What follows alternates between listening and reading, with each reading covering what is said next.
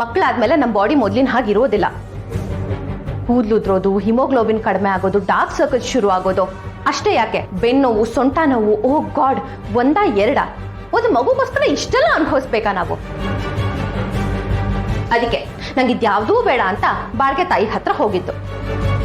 ನನಗೆ ಯಾಕೋ ಹಾಗೆ ಅನ್ಸೋದಿಲ್ಲ ಶಾಲಿನಿ ಅವರೇ. ಹೆಣ್ಣು ಮಗುಗೆ ಜನ್ಮ ಕೊಡೋದು ಅಂದರೆ ಒಂದು ದೊಡ್ಡ ಬ್ಲೆಸ್ಸಿಂಗ್. ಈ ಮೆಡಿಕಲ್ ಸೈನ್ಸ್ ಬಗ್ಗೆ ಮಾತಾಡೋಷ್ಟು ದೊಡ್ಡವಳಲ್ಲ ನಾನು. ಅದರಿಂದ ನಮ್ಮ ಸೆಲ್ಸ್, ಟಿಶ್ಯೂಸ್ ಎಲ್ಲ ರಿಪೇರಿ ಆಗತ್ತಂತೆ. ಪ್ರಕೃತಿ ಸಹಜವಾಗಿರೋದ್ರಿಂದ ನಮಗೇನು ಪ್ರಾಬ್ಲಮ್ ಆಗತ್ತೆ. ಅಕಸ್ಮಾತ್ ಏನಾದರೂ ಪ್ರಾಬ್ಲಮ್ ಆದರೆ ಪ್ರಕೃತಿನೇ ಅದಕ್ಕೆ ಸಪೋರ್ಟ್ ಮಾಡಲ್ಲ ಅಲ್ವಾ?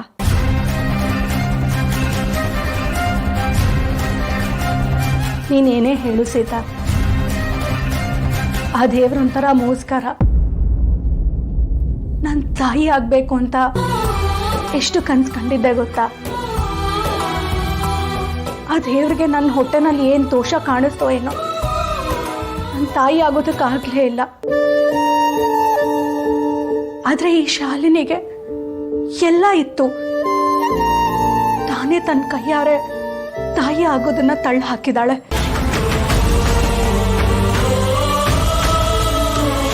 ಹೇ ಕಮಾನ್, ಹೆಣ್ಣಾದ ಮಾತ್ರಕ್ಕೆ ಹೆರ್ಲೇಬೇಕು ಅಂತ ಏನೂ ಇಲ್ಲ.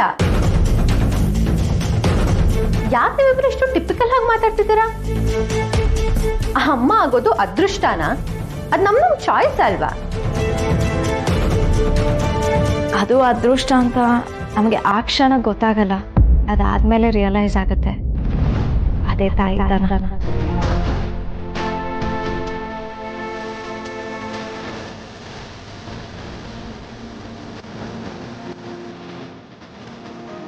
ತಾಯಿ ಆಗೋದ್ರಿಂದ ಹೆಣ್ಣಿನ ದೇಹಕ್ಕೆ ತೊಂದರೆ ಆಗತ್ತೆ, ಅದೆಲ್ಲ ನಿಜ ಅಲ್ಲ. ಬಾಣಂತನ ಸರಿಯಾಗಿ ಮಾಡಿಕೊಂಡ್ರೆ ನಮ್ಮ ದೇಹ ಮುಂಚೆ ಹೇಗಿತ್ತೋ ಅದಕ್ಕಿಂತ ಹೆಚ್ಚು ಸ್ಟ್ರಾಂಗ್ ಆಗುತ್ತೆ. ನಾವಿನ್ನ ಸುಂದರವಾಗಿ ಆಗ್ತೀವಿ.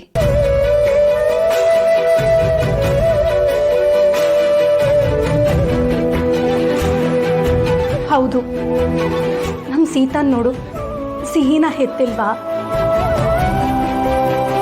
ಬಾಣತನ ಮಾಡಿಸ್ಕೊಳ್ಳಿಲ್ವಾ? ಈಗಲೂ ಅವಳು ಎಷ್ಟು ಫಿಟ್ ಆಗಿ ಮುದ್ದಾಗಿದ್ದಾಳೆ. ಚಿಕ್ಕಿ ಬಿಡಿ. ಶಾಲಿನಿ ಹೇಳಿದ್ರಲ್ಲ ಅವ್ರವ್ರ ಇಷ್ಟ ಅಂತ, ಅವ್ರ ಇಷ್ಟನ ನಾವು ಗೌರವಿಸ್ಬೇಕು.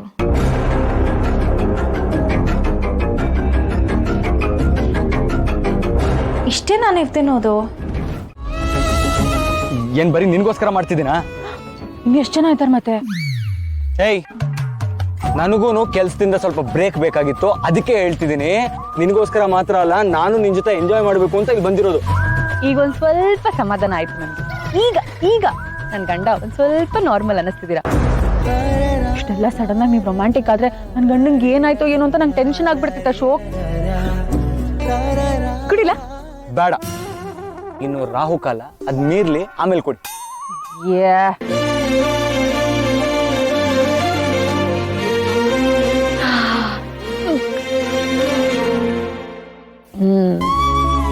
ಆಕ್ಚುಲಿ ಹೋಟೆಲಲ್ಲಿ ಮಾಡೋ ಟೀ ನೀವು ಮಾಡೋ ಟೀ ಅಷ್ಟೇನು ಚೆನ್ನಾಗಿಲ್ಲ, ಆದ್ರೂ ಒಂಥರ ಚೆನ್ನಾಗಿದೆ. This moment is only too beautiful. ಅಲ್ಲಿ ಈ ಜಗತ್ತನ್ನೇ ಬೆಳಗೋ ಸೂರ್ಯ, ಎದುರು ಕಡೆ ನನ್ನ ಲೈಫ್ನೇ ಬೆಳಗುವಂಥ ಸೂರ್ಯ. ಲೈಫ್ ಇದಕ್ಕಿಂತ ಬ್ಯೂಟಿಫುಲ್ ಆಗಿರೋಕ್ಕೆ ಹೇಗೆ ಸಾಧ್ಯ Ashok? Thank you so much.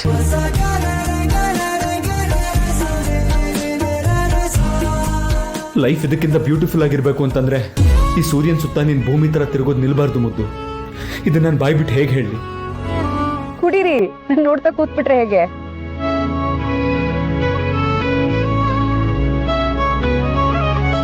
ಚೀರ್ಸ್.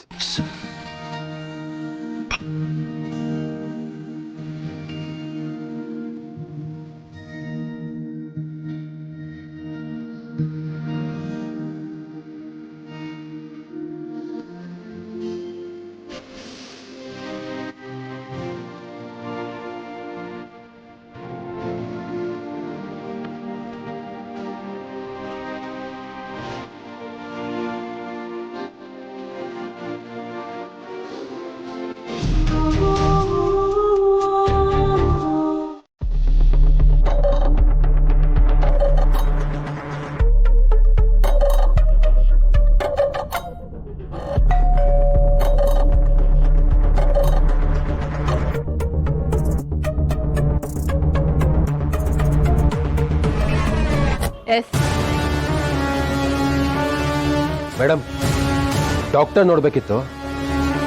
ಅಲ್ಲ ನಿಮ್ಗೆ ಯಾರಿಗೂ ಕಣ್ಣೇ ಕಾಣಿಸಲ್ವಾ? ಅಷ್ಟು ದೊಡ್ಡದಾಗಿ ಡಾಕ್ಟರ್ ಇಸ್ ಔಟ್, ಡಾಕ್ಟರ್ ಮನೇಲಿ ಇರಲ್ಲ ಅಂತ ಬೋರ್ಡ್ ಹಾಕಿದೀನಿ, ಮತ್ತೆ ಬಂದ್ಬಿಟ್ಟು ಡಾಕ್ಟರ್ ಇಲ್ಲಿ ಅಂತ ಕೇಳ್ತಿರಲ್ಲ. ನೋಡಿ, ಡಾಕ್ಟರ್ ಇಲ್ಲಿ ಇಲ್ಲ, ಹೊರಡಿ. ಮೇಡಮ್ ಸಮಾಧಾನ ಮಾಡ್ಕೊಳ್ಳಿ. ಯಾಕೆ ಇಷ್ಟೊಂದು ಬೈತಾ ಇದ್ದೀರಾ? ನಾನು ಬೋರ್ಡ್ ನೋಡಿದೆ. ಏನು ಮಾಡೋದು? ಎಮರ್ಜೆನ್ಸಿ. ನೋಡಿ, ಡಾಕ್ಟ್ರು ಮನೇಲಿಲ್ಲ ಅಂದರೆ ಹಾಸ್ಪಿಟಲಲ್ಲೋ ಅಥವಾ ಕ್ಲಿನಿಕಲ್ಲೋ ಇದ್ರೆ ಹೇಳಿ, ಉಪಕಾರ ಆಗುತ್ತೆ. ನಾನು ಅಲ್ಲಿಗೆ ಹೋಗಿ ನೋಡ್ತೀನಿ. ನೋಡಿ, ಅವರು ಚಾಂದಿನಿ ರಾತ್ರಿ ಗ್ರೂಪ್ ಅಲ್ಲಿ ಮೆಸೇಜ್ ಹಾಕಿದ್ಯಲ್ಲ, ಯಾರೋ ಮನೆ ಹತ್ರ ಬಂದು ಓಡಾಡ್ತಿದ್ದಾರೆ ಅಂತ. ನಾನು ಈಗ ನೋಡ್ದೆ. ಯಾರಮ್ಮ ಅವನು? ಏನಾದ್ರೂ ಗೊತ್ತಾಯ್ತಾ? ಯಾರೋ ಗೊತ್ತಿಲ್ಲ ಆಂಟಿ, ರಾತ್ರಿ ಎಲ್ಲ ಇಲ್ಲೇ ನಿಂತಲ್ಲೇ ನಿಂತ್ಕೊಂಡು ಅದೇನ್ ನಿಧಿ ಹುಡುಕ್ತಾ ಇದ್ನೋ ಗೊತ್ತಿಲ್ಲ. ನನ್ನನ್ನು ಇವಳು ನೋಡಿದಾಳ? ಸತ್ಯ, ನನ್ನ ಮುಖ ಸರಿಯಾಗಿ ಕಾಣಿಸಿಲ್ಲ ಅನ್ಸುತ್ತೆ. ನನಗಂತೂ ಭಯ ಆಯ್ತು, ಅದಕ್ಕೆ ಪೊಲೀಸ್ ಕಾಲ್ ಮಾಡೋಣ ಅಂತ ಅನ್ಕೊಂಡೆ. ಹಾಗಾದ್ರೆ ಇಲ್ಲೇ ಲೋಕಲ್ ಪೊಲೀಸ್ ಸ್ಟೇಷನ್ಗೆ ಹೋಗ್ಬಿಟ್ಟು ಬರೋಣ. ಅವ್ರೊಂದ್ 2 ದಿನ ಬಂದ್ ಮನೆ ಹತ್ರ ಓಡಾಡ್ಕೊಂಡು ಹೋದ್ರೆ ಅಂತವ್ರ ಕಾಟ ತಪ್ಪುತ್ತೆ. ಸತ್ಯರಿಕೆ, ಎಲ್ಲಿ ಹೋದ್ರು ನನಗೆ ಈ ಪೊಲೀಸ್ ಕಾಟ ತಪ್ಪಿದ್ದಲ್ಲ. ಮೇಡಮ್, ಸಾರಿ, ನಿಮ್ಗೆ ಡಿಸ್ಟರ್ಬ್ ಮಾಡಿದೆ ಅನ್ಸುತ್ತೆ. ಡಾಕ್ಟ್ರು ಮನೇಲಿಲ್ಲ, ನಾನು ಬರ್ತೀನಿ. Thank you.